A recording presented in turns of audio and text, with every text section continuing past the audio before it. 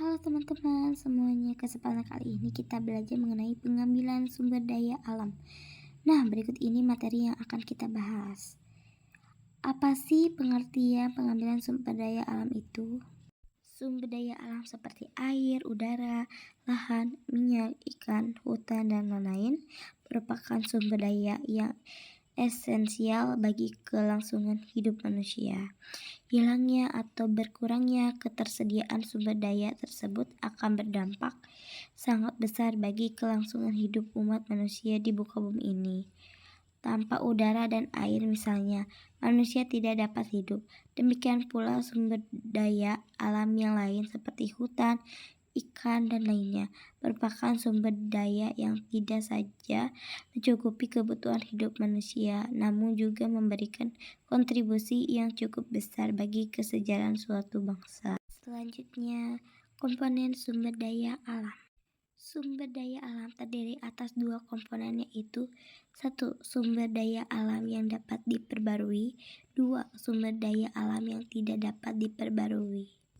Sumber daya alam yang dapat diperbarui adalah air, udara, tanah, matahari, dan tumbuhan. Air menjadi senyawa yang sangat dibutuhkan oleh manusia dalam kehidupan sehari-hari.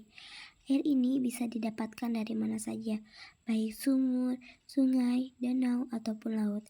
Air juga memiliki banyak sekali kegunaan seperti minum, masak, menyuci, irigasi, pembangkit listrik, dan sebagainya. Dalam cabang olahraga, air ini juga memiliki manfaat yang banyak.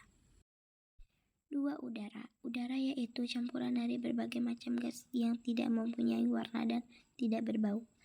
Adapun manfaat udara diantaranya adalah sebagai pembantu penyerbukan bunga, sumber utama untuk bernapas, jalur penerbangan pesawat, sarana komunikasi melalui satelit atau antena, dan juga sebagai tenaga penggerak. 3. Tanah. Tanah adalah yang tak kalah bermanfaat bagi kehidupan di bumi. Tanah merupakan hasil dari yang bercampur dengan bahan organik. Adapun manfaat tanah diantaranya adalah sebagai penyedia unsur hara tanaman, makanan bagi goliat tanam, sebagai habitat umum banyak hewan, dan termasuk menjadi bahan baku beberapa kerajinan rumah tangga. 4. Tumbuhan. Tumbuhan yaitu organisme yang hidup dan masuk ke dalam kategori kerajaan tumbuhan. Untuk mempertahankan hidupnya, tumbuhan tersebut melakukan fotosintesis yang dilakukan dengan bantuan cahaya matahari. Tumbuhan yang jumlahnya sangat banyak ini juga mengandung berbagai manfaat bagi kehidupan seperti untuk bahan masakan, obat-obatan, warna alami, makanan ternak, kerajinan, dan sebagainya. 5. Matahari. Kemudian ada matahari yang menjadi SDA yang dapat diperbarui. Matahari adalah bintang yang tersusun atas gas panas besar berputar dan bersinar. Matahari ini hampir sama dengan bintang yang ada di langit malam. Dalam sistem tata surya, matahari menjadi pusatnya. Matahari bukanlah massa yang dapat serta mempunyai batas yang mudah diidentifikasi. Namun matahari terdiri dari sebuah lapisan yang hampir seluruhnya diisi hidrogen dan helium. Sumber daya alam yang tidak dapat diperbarui ada emas, batu bara, minyak bumi. Emas. Logam emas ini mudah ditimpa karena bersifat lunak. Adapun kekerasan emas ini sekitar 2,5 sampai 3 skala. Emas berdasarkan sebuah publikasi disebut sebagai endapan yang disebut lodes pada bentuan yang retak. Emas ini ternyata juga tersebar di kerak bumi sebagai lapisan endapan terbentuk akibat cairan yang dipanaskan bersirkulasi dengan bebatuan yang mengandung emas. Selama hampir miliaran tahun, emas ini tersabuk ke dalam air. Batu bara. Batu bara merupakan cairan dari zat kimia organik yang memiliki karbon, oksigen, dan hidrogen. Batu bara ini juga merupakan sebuah endapan senyawa organik karbonan yang berbentuk secara alami dari tumbuh-tumbuhan. Karena merupakan sumber daya alam yang tidak dapat diperbarui, batu bara dimasukkan ke dalam UU No. 3 tahun 2020, perubahan atas UU No. 4 tahun 2019 tentang pertambangan mineral dan batu bara. Minyak bumi telah memberikan manfaat yang begitu besar bagi kehidupan selama ratusan tahun. Minyak bumi disebut berasal dari makhluk yang telah mati, kemudian tertutup oleh lapisan tanah serta bebatuan. Minyak bumi ini adalah campuran molekul karbon serta hidrogen yang terbentuk dari sisa-sisa hewan atau tumbuhan yang telah mati. Ekosistem yang terdapat di bumi dapat dikelompokkan ke dalam beberapa jenis. Berdasarkan cara terbentuknya, ekosistem dapat dibedakan menjadi dua, yaitu ekosistem alami dan ekosistem buatan. Nah, terdapat dari gambar tersebut, ini adalah ekosistem alami yang tidak ada campur tangan manusia. Sumber daya alam buatan, yaitu sumber daya alam yang dibuat oleh manusia, seperti sawah, sungai, kolam ikan.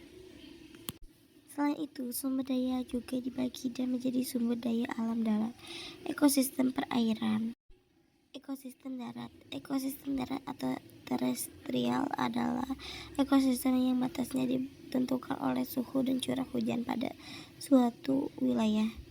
Ekosistem darat dibagi menjadi beberapa jenis sebagai berikut. Hutan hujan tropis. Nah, sesuai di gambar ya, hutannya lebat dan basah serta berkanopi hingga sinar matahari tidak bisa sampai di permukaan tanahnya karena lembab. Hutan gugur. Sesuai di gambar, tanaman yang tumbuh tidak terlalu lebat dan akan menggugurkan daunnya ketika musim gugur tiba. Ada juga tanaman taiga. Tanaman khas yang tumbuh di ekosistem taiga adalah tumbuhan konier, pinus, dan semak-semak. Ada juga sabana. Sabana banyak ditemukan di Afrika dengan ciri khas tanaman yang tumbuh adalah berupa semak dan berdu dan jaringan di tubuh pepohonan. Padang rumput tidak dipenuhi pepohonan tetapi banyak ditumbuhi rumput yang melimpah. Dan gurun, tidak banyak tumbuhan di gurun, hanya tumbuhan yang berukuran jarum kecil dan daun berbentuk untuk mengurangi penguapan. Perairan atau akuatik adalah sebagai besar sendiri dari air dengan komponen penyusutan biotik dan abiotik. Berikut beberapa jenis ekosistem perairan. Nah, sumber daya alam air tawar. Sumber daya alam air tawar punya ciri suhu air yang normal dan kondisinya mudah terpengaruh oleh iklim serta cuaca. Nah, ada juga sumber daya alam air laut. Sumber daya alam air laut mempunyai kadar garam yang tinggi, terutama di sekitar wilayah tropis karena penguapan yang tinggi. Sumber daya alam sungai. Sungai adalah aliran air yang berasal dari mata air atau kleter dan bisa bercabang-cabang hingga berakhir di laut. Dan kemudian sumber daya alam estuari. Ekosistem estuari adalah atau muara adalah daerah di mana menjadi tempat bersatunya sungai dan laut hingga menyebabkan jenis airnya payu. Kemudian ada pengelompokan hewan berdasarkan jenis makanan. Herbivore adalah kelompok hewan pemakan tumbuhan seperti daun, batang, buah, dan biji-bijian. Contoh hewan herbivore antara lainnya badak, kuda, dan sebagainya. Dan selanjutnya ada karnivor. Karnivor adalah kelompok hewan pemakan daging. Contoh hewan karnivor antara lain kucing, harimau, macan tutul, budaya, ikan hiu, dan sebagainya. Dan ada juga omnivor. Omnivor adalah kelompok hewan pemakan tumbuhan maupun hewan lain. Contoh hewan omnivor antara lain beruang, orangutan, landak, tikus, dan ayam.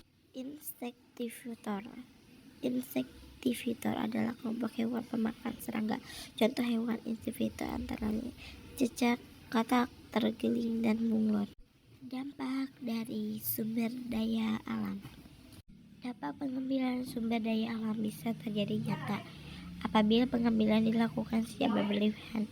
Keseimbangan lingkungan akan terganggu apabila sumber daya alam dieksploitasi. Selain jumlah yang berlebihan, cara yang salah juga dapat berdampak buruk bagi lingkungan. Selanjutnya ada upaya pelestarian sumber daya alam. Ada yang tahu nggak nih upaya pelestarian sumber daya alam itu seperti apa? 1. Melakukan reboisasi. Ada yang tahu nggak nih reboisasi itu apa?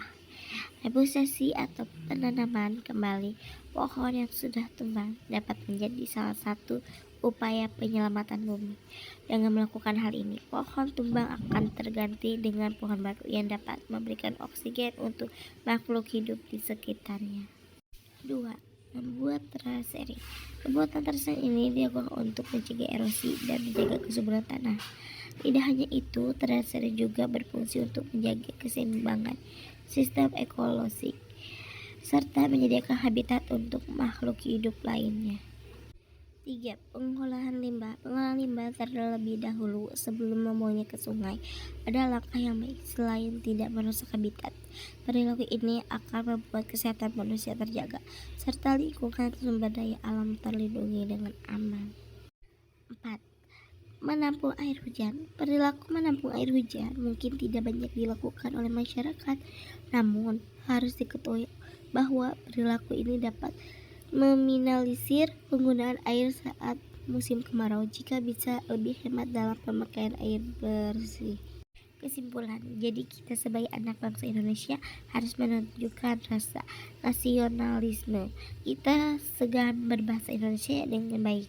Jika kita sering menggunakan bahasa asing, bahkan sampai sudah pasti masih kita akan sulit memahami pelajaran menggunakan bahasa Indonesia. Nah, teman-teman sudah tahu kan pengambilan sumber daya alam itu? Terima kasih untuk menyimak materi kali ini. Sekian dan sampai jumpa. Bye bye.